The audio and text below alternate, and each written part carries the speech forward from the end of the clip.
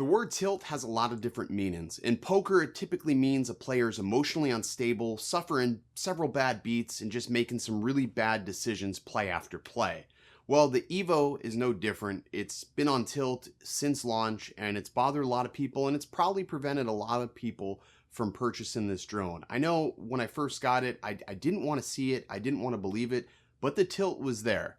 Today I have some really good news for anybody who's thinking about purchasing an EVO or already owns an EVO, so stay tuned.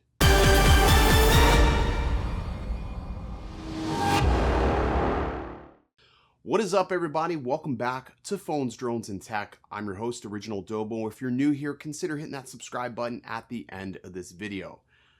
Earlier this week, Autel Robotics had reached out to me and asked if I would be interested in trying the beta firmware. They're doing a very closed beta test of the tilt fix on the drone. They reached out to me. I was probably one of the first people that found the tilt and was very critical about it.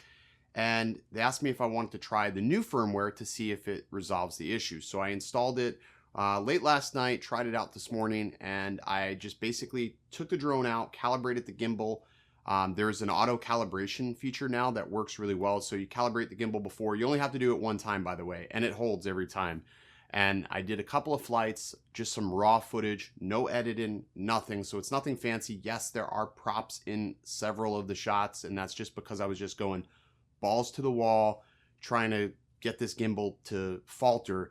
And here's the footage. Let me know what you think. Now, I did a lot of movements that I knew would cause an issue with the gimbal, because previously, before this firmware update, the problem I had with the gimbal is if I yawed right or left too fast, I felt like the gimbal was slow to track back and forth. The gimbal yaw was slow, but the roll would take a moment for it to level out. But with the new firmware, it seems to be much faster. It's basically in line with the yaw of the actual drone itself.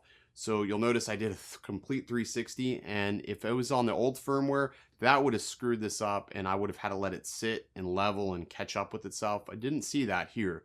There is the slightest bit of tilt that I can see on the camera, and it's just to the right. I mean, you got to look really closely if we want to be really critical about it. There's just the slightest bit.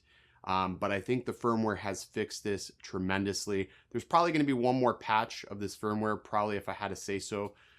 Just from looking at this before they release it to the public.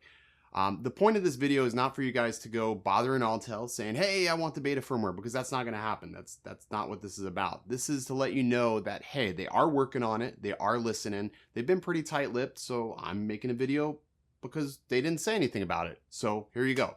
It's definitely good news for anybody who's considering buying this drone or who's already purchased this drone and this has bothered you since the beginning.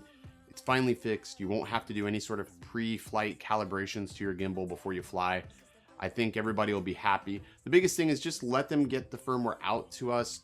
Don't hound them, message them, ask them when it's coming. Developers hate trying to, pass out ETAs. And I promise you, it's definitely worth the wait. So if you are considering, or you're on the fence because you got your drone, you're like, oh, the footage has just got that tilt and you don't want to do any post cleanup to that tilt, it's going to be fixed. You'll be really happy once it's done. So if you are on the fence or you are considering this drone because the Mavic or whatever DJI was planning on launching didn't happen on the 18th, well, this can still be a viable option for many people. Again, let me know what you think in the comments section down below. What do you think of this footage? I'm going to throw like before firmware in there as well, so you can get a comparison, like a little baseline.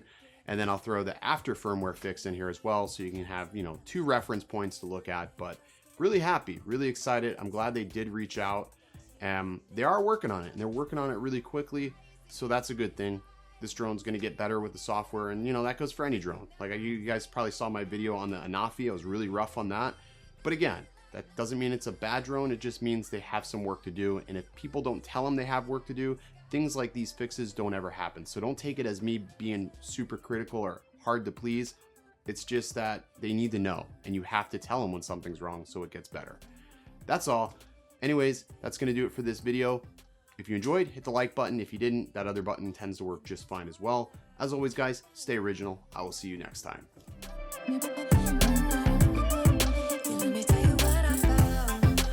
Everything behind, knowing there is more in life than I would.